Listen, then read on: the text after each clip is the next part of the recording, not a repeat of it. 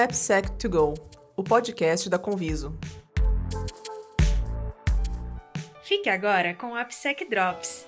Aqui, nossos especialistas comentam as principais notícias do mundo de AppSec. E aí, galera, seja muito bem-vindo a mais um episódio do AppSec Drops. Eu sou o Gabriel Galdino e estou aqui para falar sobre um tema quentíssimo aí da área de segurança, que é segurança e agilidade. No caso, especificamente, sobre o modelo de maturidade, ou ASP-SAM, e a abordagem ágil. E para isso, estou aqui com Thiago Zanichelli e Luciano Oliveira, que atuam como analista de segurança da Conviso. Fiquem à vontade aí para se apresentar. Obrigado por vocês aceitarem o convite de participar dessa conversa. Os nossos ouvintes agora devem estar curiosos para conhecer um pouco mais de vocês, então sejam bem-vindos. Primeiras damas. Vai lá, Luciano. Ok, eu sou a Luciene, eu sou engenheiro da computação, então eu atuo aqui na Conviso, né, como consultora em AppSec. Eu já fui oficial das Forças Armadas, né, eu tenho mais de 13 anos de experiência na área de TI e algumas pós-graduações, né, em engenharia de computação, em defesa cibernética, e também MBA em gerenciamento de projetos. Eu sou Thiago Zanichelli, eu sou cientista da computação, ao contrário da Luciene, que é engenheiro, eu sou cientista, e eu tenho pós em segurança da informação, mas a minha vida inteira eu atuei como dev. Então, eu tenho uns 17, 16 anos aí atuando como dev, e recentemente, mais ou menos uns 10 meses, eu estou atuando na Conviso como AppSec. Então, essa é basicamente a minha carreira profissional. Antes de começarmos a nossa conversa, é importante que fazer o chamado para a nossa hashtag AppSecDrops. Ficou com alguma dúvida, algum questionamento, pergunta sobre o tema que conversamos hoje? Só ir lá no Twitter, digitar a hashtag AppSecDrops, trazer a pergunta aqui na próxima conversa, a gente vai resolvê-la. E vocês utilizam o Twitter, Thiago e Luciene? Sim, o meu é Zang0x03. Bem nome de hacker. E você, Luciene? Não, eu não utilizo, não. Tá ótimo. É uma oportunidade para você poder participar do próximo episódio, pessoal. Certo. Como obter qualidade com rapidez? A gente sabe que o método ágil ele vem para trazer, de certa forma, agilidade nas entregas através de uma abordagem interativa, de feedback constante, de colaboração entre times. Isso tudo gira também em torno da proposta de DevOps. E, ao mesmo tempo, a agilidade ele traz a perspectiva de pensar nos problemas antes mesmo de você encontrá-lo, ou de você identificá-lo. E segurança parece ser algo muito pertinente a isso, já que a segurança ela é necessária, ela é trabalhada muitas vezes na perspectiva de prevenir problemas, vulnerabilidades, enfim. Então, quando a gente fala de WASP-SAM, de modelo de maturidade, é muito comum algumas perspectivas em relação a esse modelo trazer uma conotação mais tradicional ou em cascata. De certa forma, maturidade em segurança também significa agilidade, porque a gente também tem aí DevSecOps que traz a proposta da automação, de trazer a segurança durante todas as etapas e do fluxo de desenvolvimento dentro de uma abordagem SDLC. Nesse sentido, por que o framework SAM ele é visto muitas vezes de forma tradicional? Existe a ideia de que ele traz, então, coloca a documentação acima das pessoas, coloca, às vezes, esquece um pouco de processo, e também pelo fato dele não trazer de forma explícita a agilidade no seu modelo, na sua abordagem. Mas não é bem isso que significa a maturidade SAM. E para isso, então, estou aqui com o Thiago e a Luciene para poder entender, então, como eu consigo adquirir a maturidade de segurança tendo em vista a agilidade. O SAM, ele é um modelo, né? Então, mas a estrutura, o ASP, né? Ela ajuda as organizações a avaliar, né, a formular e também a implementar uma estratégia de segurança, né, de software. E ela pode ser integrada em qualquer ciclo de desenvolvimento de software. Então, o ASP-SAM, ele se adequa para a maioria dos contextos, né, principalmente se a sua organização ela está desenvolvendo, terceirizando ou mesmo adquirindo, né, um software. Ou se você está usando um método em cascata, ou um método ágil, ou o DevOps, né, ele pode ser aplicado a qualquer um desses contextos. Então, o SAM ágil, ele considera uma abordagem, assim, como o próprio o ator fala, né, de um desenvolvimento agnóstico, né? O que significa isso? Ele não depende de uma solução única, né? Ele pode ser considerado o cascata dependendo do que a sua empresa trabalha. Então é isso, E até, mais ou menos isso. complementando até o que a Luciane está falando, o projeto em si da OASP, no geral, né, ele vem com essa ideia de agnóstico. Por exemplo, se você pega um OASP Top 10, ele não está vinculado para uma linguagem específica, então a ideia é geral, que é a mesma ideia do SAM. Então o SAM vem com uma ideia agnóstica da metodologia que você for utilizar. Então, assim, tanto faz se você for utilizar cascata, agile, então ele não especifica, né?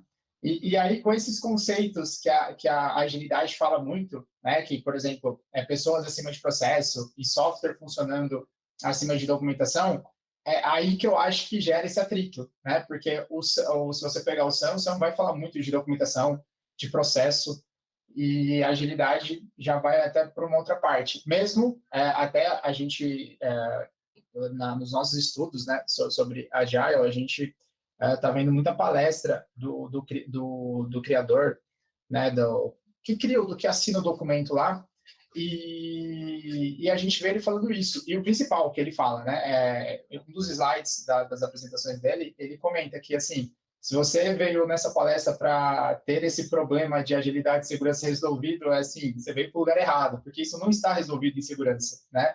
Então, muito essa questão, assim, de a gente estudar, a gente trazer algumas coisas novas, né?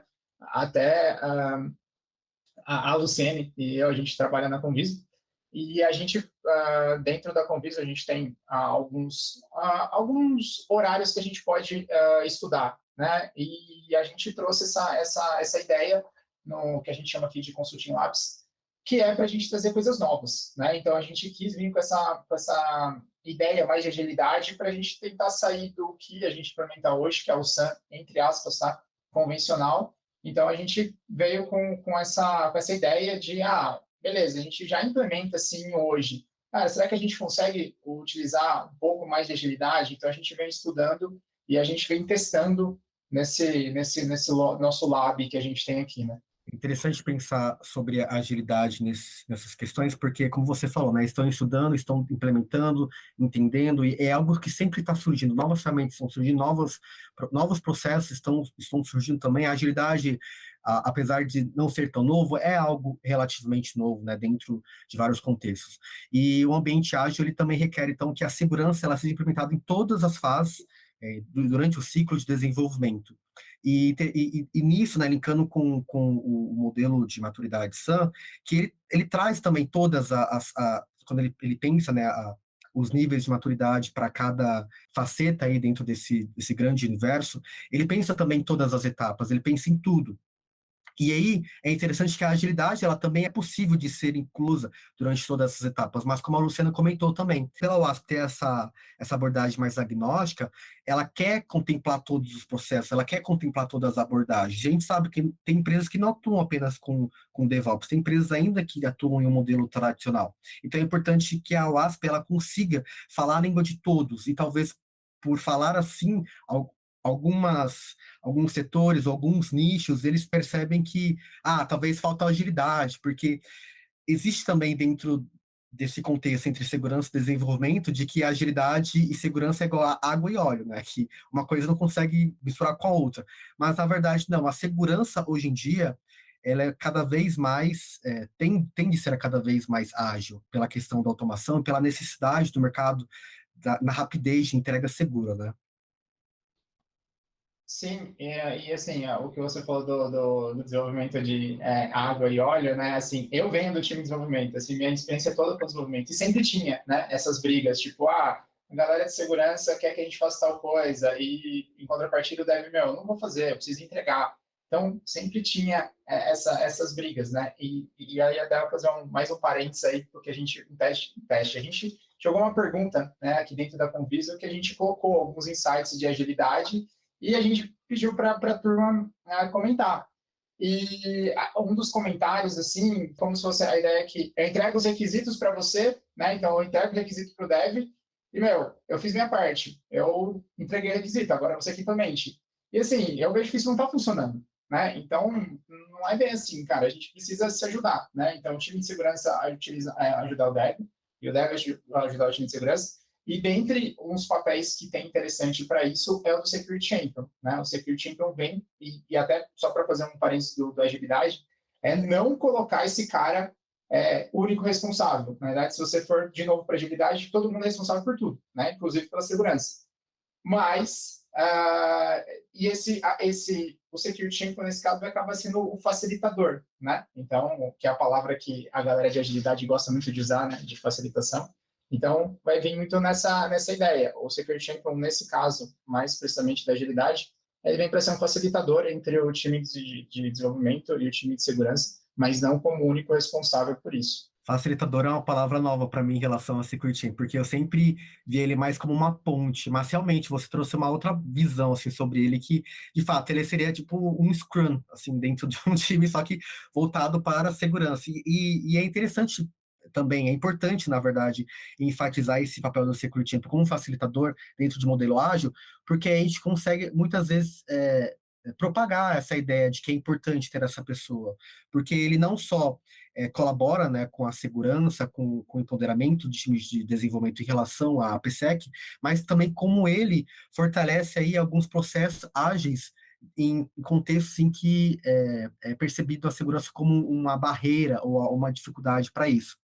E dessa forma, a OASP e o SAM também, eles batem muito na tecla do Security Champion, eles falam bastante sobre eles, vendem bastante essa ideia, e isso também acaba, de certa forma, derrubando aí o argumento de que o SAM, na verdade, ele é contra o ágil, porque a gente tem aí, então, uma pessoa que acaba atuando como um catalisador desse processo. Ele, na verdade, ele ajuda, né, a antecipar também os problemas, né? Ele, como ele falou, ele é uma ponte, é um elo, né, de segurança aí entre as questões, né, entre as questões de segurança. E normalmente as pessoas acham que não entendem muito a ideia do Security Champion, não acham que ele é o cara que vai resolver os problemas de segurança de todo mundo, vamos deixar na mão dele, né? E na verdade não, né? Ele não precisa ser exatamente o cara técnico, o cara de segurança em si, ele é o cara que conversa com os times. Ele, na verdade, é o elo, né? A ponte, como você falou. Não, até que se você for pegar, acho que no próprio Agilidade, quando ele vai fazer Secret Champion, ele fala muito dessa parte de expressão, né? Ele precisa saber se comunicar. Essa é a parte importante do Secret Champion, porque ele é o que vai vender. Não é que ele vai vender, mas ele é o facilitador, né? Então, ele vai ser igual você tem no Scrum Master, que é o agilista que normalmente cuida dos rituais. O Secret Champion é o que vai tentar elevar a cultura dos times, né? Lógico que ele sozinho não consegue nada, mas ele eu particularmente, nos projetos que eu já implementei aqui no Conviso, eu julgo esse cara, para mim, tá? Minha opinião particular, isso. A chave, uma das chaves, assim, para o processo andar de uma forma bem bacana. Seria uma espécie de consultor, né? Uma espécie de consultor para assuntos de segurança. Né? Sim, ele ouve, né, o outro e faz essa ponte, comunica, e todas essas palavras-chave, elas estão ligadas com agilidade. A agilidade fala de comunicação, colaboração, integração entre times e Security Champion. Esse papel aí, ele vem para corroborar com isso. Eu estou aqui com mentalmente aberto o mapa do SAM, do modelo, né? Aí tem governança, design, implementação, verificação, operação. E dentro dessas várias colunas, o Security Champion, de alguma forma ou outra, ele atravessa todas elas, né? Porque ele tanto trabalha na parte de governança, por meio da educação, do design, de trazer o público dev na parte de modelagem de ameaças, enfim, na parte de implementação e por assim adiante. Então, é interessante como, de fato, ele é um facilitador dentro desses processos. E aí, indo mais agora para a parte um pouco mais técnica, como que a gente trabalha uma modelagem de ameaça, um levantamento de requisitos de forma ágil? Porque a impressão que eu tenho, vindo aqui da comunidade de desenvolvedores, de que é uma coisa muito difícil, muito complexo, e que às vezes, sei lá, demanda muito conhecimento de segurança, mas E tudo isso acaba também gerando um certo retrabalho, uma certa demora, e isso acaba também atraindo aquela ideia de que não é ágil. Mas é possível pensar requisitos, pensar modelagem de ameaças de forma ágil? Embora muita gente ache, né, que a modelagem de ameaças ela não seja ágil, né, ela parece muito burocrática, demorada, né, mas no modelo A a gente não pode descartar, né, a modelagem de ameaça, né, porque no contexto ágil ela é feita de uma maneira incremental, né, por etapas. Ela é colocada no planejamento, né, mas a gente tem que levar em consideração os aspectos que têm maior relevância para a realidade da empresa, né? Conforme o software vai evoluindo, né, a gente tem que avaliar, né, para cada história, né, quais são os requisitos que, de repente, a gente pensa, tá faltando um requisito aqui, outro ali, né? De acordo com a evolução do software, né? E isso a gente vai acrescentando, né? Aos poucos, né? Na história, né? E de acordo com o que a gente está fazendo, né? Aí a gente vê, o que pode dar errado? O que a gente pode fazer para se defender? Então, assim, esse modelo, no modelo ágil, é constantemente, né, validado, né, nas etapas. Essas etapas elas são constantemente validadas, né, com as etapas anteriores. O modelo de ameaça ele fornece assim, né, um modelo mental, né, de possíveis ataques, né? Então, ele diminui a probabilidade de erro. Então, é feito de uma forma, na verdade, incremental. E vou só complementar aí o que a Luciane falou. E é muito legal essa questão até da modelagem de ameaça, de ser incremental e tal. Nessa apresentação do Rob van der Ver, que é o criador criador. É o que postou, mas tem mais 2 pessoas, mas eu não vou lembrar o nome, tá? Mas ele coloca lá, por exemplo, as grandes questões de clientes que falam que segurança e agilidade é um problema. Então, por exemplo, a gente tem uma wiki aqui com 400 regras de segurança. Cara, isso nunca vai caber numa sprint, né? Então, a ideia até é você trazer um pouco mais mastigado para o dev, né? Então, por exemplo, né, ele até cita, você já pode ir com o requisito, já com as regras de teste, enfim, então já é alguma coisa, e ele usa muito a expressão de higienizar os requisitos, né? Então, assim, são coisas para você, é como se você fosse colocar o que é essencial mesmo como requisito. Claro que, assim, essa vai ser uma parte bem polêmica, tá? Porque eu acredito que vão falar, mas esquece os outros itens de segurança? Não esquece. Mas até foi um outro ponto que eu e a Luciane a gente colocou no canal ali do nosso time, que é o que é melhor? Eu entregar 10 itens para o dev e o dev fazer os 10 itens, ou eu colocar numa wiki 400 itens e nenhuma ser feita? Eu penso que 10. Né? Então, pelo menos, o cara, ele está fazendo alguma coisa, está evoluindo. Né? Na próxima sprint vai ser mais 10. Então, a gente está cobrindo ali por história, né? A gente pega os itens mais importantes e a gente vai ter que ver o que cabe, né? E tem outros pontos aí, mas então essa abordagem também é feita nessa apresentação. E, enfim, eu particularmente adoro agilidade, então, cara, fiquei fã número 1 desse camarada aqui, o Rob van der Ver. Então, esse cara é quase um herói para mim agora. Acredito que não só você é fã de agilidade, como também os ouvintes, os empresários, todo mundo gosta de agilidade, porque traz resultados. E isso que você falou entre 10 e 400, né, o modelo ágil ele fala um pouco sobre isso, de que é muito melhor um dev pegar um problema e focar nele e terminá-lo, do que ficar fazendo 10 coisas ao mesmo tempo e nunca terminar e ficar gerando retrabalho, enfim. E isso também acaba aí fazendo outro link dentro da outra coluninha ali, que é na verificação. Que aí, por exemplo, a gente faz a verificação do código, e aí sai vários falsos positivos, aí imagina 400 falsos positivos para poder ver, para depois deve corrigir, e isso também traz nossa, é demorado, segurança retarda, né, o processo de entrega, né, de deploy, enfim.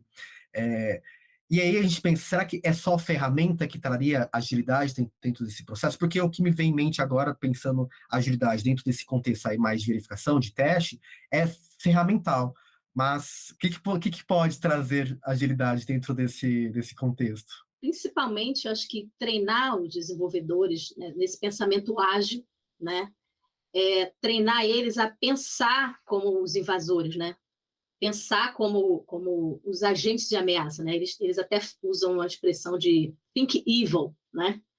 Então, não é normal assim, não é comum as pessoas pensarem assim, né? O desenvolvedor, ele quer mais escrever o código dele, escrever de uma maneira certa, que rode, né?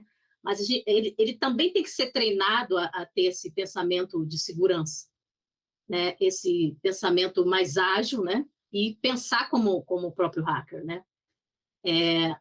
E as questões dos testes, né? A gente tem que usar a parte de automação para ajudar, mas o que resolve mesmo no final é a parte humana, né? A gente tem que ter uma parte manual, que são esses testes manuais, né? Então, a gente tem, nesse pensamento ágil, a gente tem que usar os dois, né? Para agilizar usa a parte de automação e os testes manuais, porque a gente necessita realmente verificar se tudo aquilo que o teste automático fez realmente condiz com a realidade, né? E até assim, é uma coisa que a gente escuta muito aqui na Convisa, né? O Elias bate muito nessa tecla, que é que a ferramenta é para a gente ganhar escala, né? E no caso da agilidade, ele fala muito disso. Aonde você puder automatizar, vai ser legal, porque realmente você vai ganhar escala. E aí, de novo, em cima de uma apresentação que ele fez, ele fez uma estatística lá, não vou lembrar os números, tá? Mas, por exemplo, como que as empresas implementam segurança hoje? E ele colocou lá que 25% implementam segurança só com ferramentas. E aí, o segundo participante fez uma brincadeira, falou, beleza, 25% implementam ferramentas. Desses 25%, quantos implementam de forma correta? Porque também não é só você colocar ferramenta, né? Você precisa colocar... Aí ele brincou, ele falou, cara, se eu for colocar na ponta do lápis, eu acho que 80% não deve configurar a ferramenta de forma correta, né? Então, significa que dentro dos 25 você ainda tem uns 80 ali que praticamente tem ferramenta ali só para colocar, só para inglês ver, né? Então, a ideia, como reforçando o que a Luciane falou, é muito importante que a gente concilie os dois, né? A gente não consegue tirar, e é bom que nem tire, essa parte manual. Eu sempre também reforço isso, né? Que a ferramenta ela é um apoio. E, na verdade, a ferramenta ela surge depois que ela surge da própria ideia de segurança. Ou seja, você precisa ter a segurança na mente para depois usar a ferramenta. Porque, às vezes, a pessoa ela não tem essa consciência, esse empoderamento, né, em relação à segurança das aplicações, e ela utiliza como uma ferramenta como se fosse qualquer outra. Na verdade, não, você precisa entender qual que é o problema, você precisa ter aquilo mentalmente orientado para você saber qual que é a ferramenta certa, para você identificar, por exemplo, se é necessário uma ferramenta ou se, na verdade, o problema ele pode ser identificado muito antes, né? Como a Luciana comentou, através de uma codificação segura, através de treinamentos. E já avançando aqui para o final dessa discussão, o Sam ele traz aqui alguns níveis, né, de maturidade para cada um desses escopos. E depois desse papo, para mim ficou muito mais claro que a agilidade ela acaba contribuindo para que você, né, no caso, dono aí de algum negócio, de alguma aplicação, que você alcance maiores níveis de maturidade, de segurança dentro do seu negócio. Porque ela facilita a implementação da segurança sem afetar também os propósitos, enfim, afetar os processos ágeis. Eu acho importante a gente discutir isso, porque muitas pessoas têm esse preconceito, têm essa visão um pouco enviesada de que a segurança ela não é ágil, e aí a pessoa olha o modelo SAM e fala, meu Deus, quanta coisa para fazer, é mais processos, é mais coisinhas para implementar, e na verdade, não, isso pode ser facilmente implementado de forma ágil. E acredito que para vocês isso ficou claro também, né? Sim, né? A gente deve automatizar o máximo possível, né? E fazer uma verificação manual, né, mais inteligente. Então, usar as expertises, né, do pessoal para não sobrecarregar essa parte da segurança, né, do pessoal de segurança em si. Então, como você falou, o treinamento é importante para também fazer com que os desenvolvedores tenham essa expertise, né, de segurança também, mais profundamente, né? Então, a a gente tem que usar a tecnologia a favor da gente, né? Com certeza. Mas não só a tecnologia.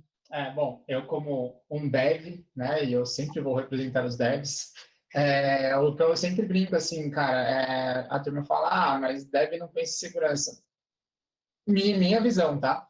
É que segurança tem muita culpa nisso, né? Então, por exemplo, o dev tá ali entregando muita coisa e vem 900 requisitos para ele colocar de segurança. Cara, não vai rolar. Precisa ser uma coisa mais... E tem requisitos, às vezes, que nada a ver. Então, essa é até uma briga minha, assim. A gente, enquanto segurança, precisa dar uma filtrada também para o dev. Você vai lá, coloca 400 itens e ele ainda vai ter que filtrar o que vai e o que não vai na aplicação. Então, assim, tem um trabalho nosso aí, né?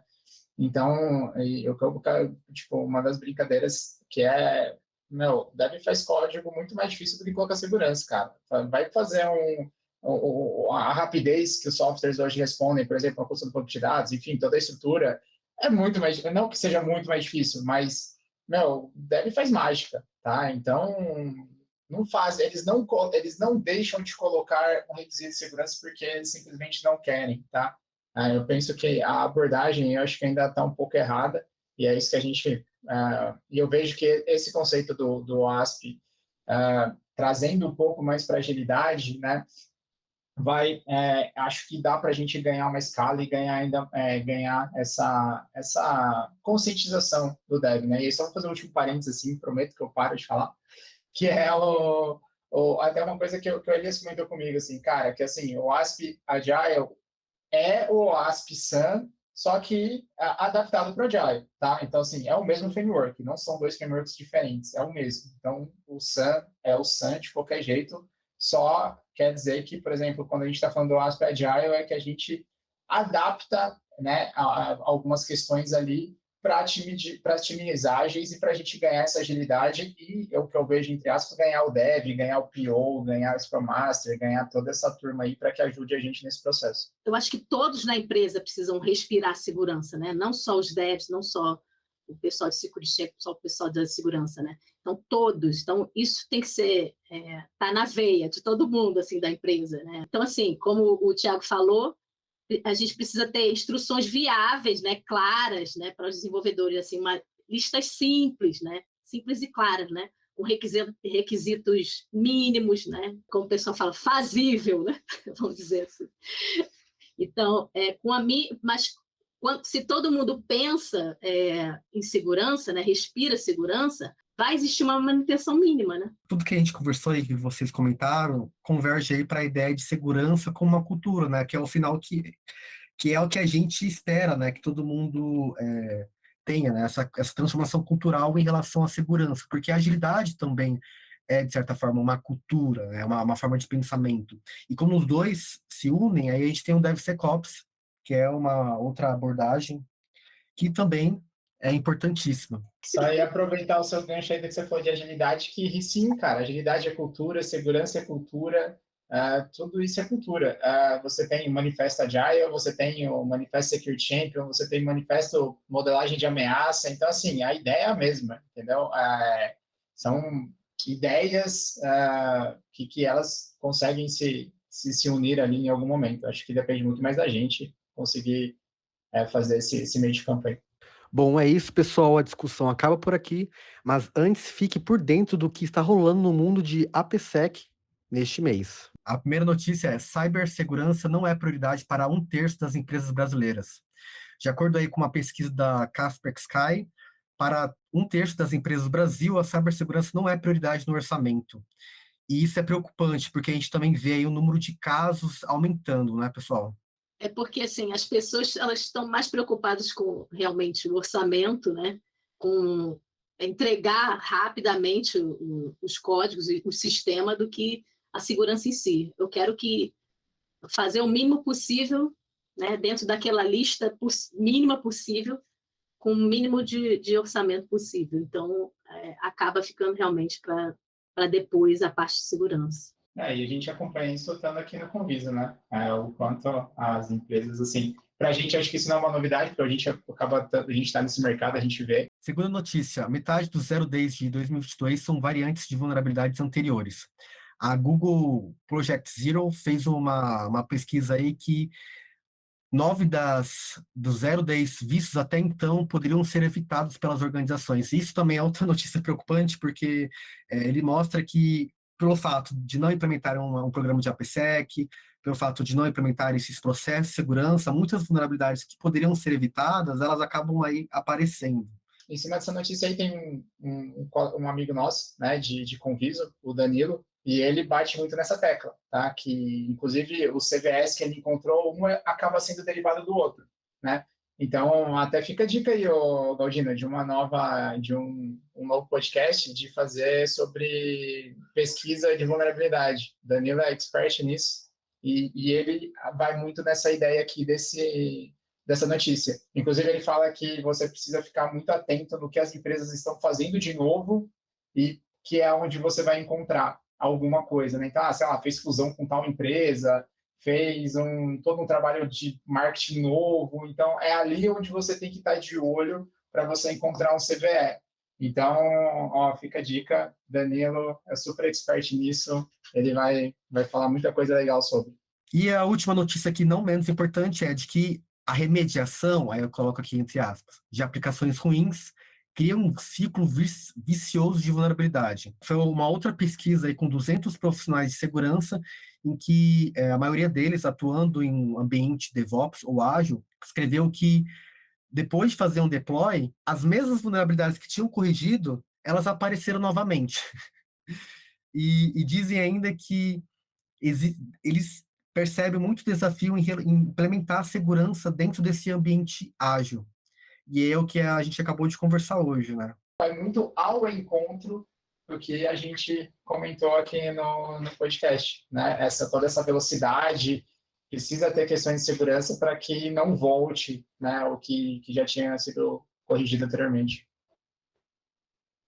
Normalmente, as pessoas às vezes seguem um passo a passo, os desenvolvedores, coitado, falando mal de desenvolvedor, mas os desenvolvedores continuam seguindo os passo a passos e eles, às vezes, não corrigem esses passo a passo, né? Às vezes é uma própria documentação, né, que não foi corrigida antes, eles continuam repetindo aquilo, às vezes de copia e cola. Às vezes é uma coisa desse tipo. Não sei, fala para mim, Thiago. Não, pode ser. Olha só aí. Deixamos aí a discussão para o final. Mas totalmente. Eu acredito assim, obviamente existem vários fatores aí que a pesquisa levanta como causa disso, mas com certeza, até que ponto esses profissionais de segurança eles estão compartilhando a responsabilidade com os desenvolvedores, né? Então, é importante a gente também trazer essa autocrítica de ver se esses cenários eles estão, de fato, trazendo a conscientização de segurança em todos os processos, ou se eles apenas focam, que é muito comum em ferramentas, e também abordar a segurança só na parte de verificações. Tem muita manga aí para tecer para essa discussão. Bom, o episódio acaba por aqui. Tiago e Luciene, vocês têm alguma mensagem final? O contato de vocês vai ficar na descrição desse episódio, mas se vocês quiserem recomendar algum conteúdo, algum link, fiquem à vontade. É a palavra de vocês agora. Em relação a buscar conteúdo, é muito SAM, né? Buscar o criador, lá tem o PowerPoint dele, tem a primeira apresentação. Eu entrei em contato com ele, ele responde super rápido, em coisa de 10 minutos ele me respondeu, e aí ele me deu outros vídeos para eu assistir também dele. Então, assim, é uma pessoa aparentemente bem acessível. Então, assim, é as fontes de consulta que eu vejo que você tem hoje, tá? Não é um assunto fechado ainda, né? Ainda está em fase de estudo, tanto da parte do próprio autor, né? Então, quem quiser ter mais informações, na própria página do ASP-SAN, né, .org, tem o guidance/agile, né? Então, lá tem mais informações sobre o que a gente comentou até agora. Perfeito. Muito obrigado aí por vocês terem aceitado esse convite e participar dessa conversa. Lembrando que qualquer dúvida, pessoal, que você tiver sobre o assunto, é só utilizar a hashtag AppSecDrops. E para continuar recebendo notícias, ficar por dentro de tudo sobre a AppSec, acesse nosso blog da Conviso, e siga a gente nas redes sociais. É isso e muito obrigado por ter acompanhado até aqui.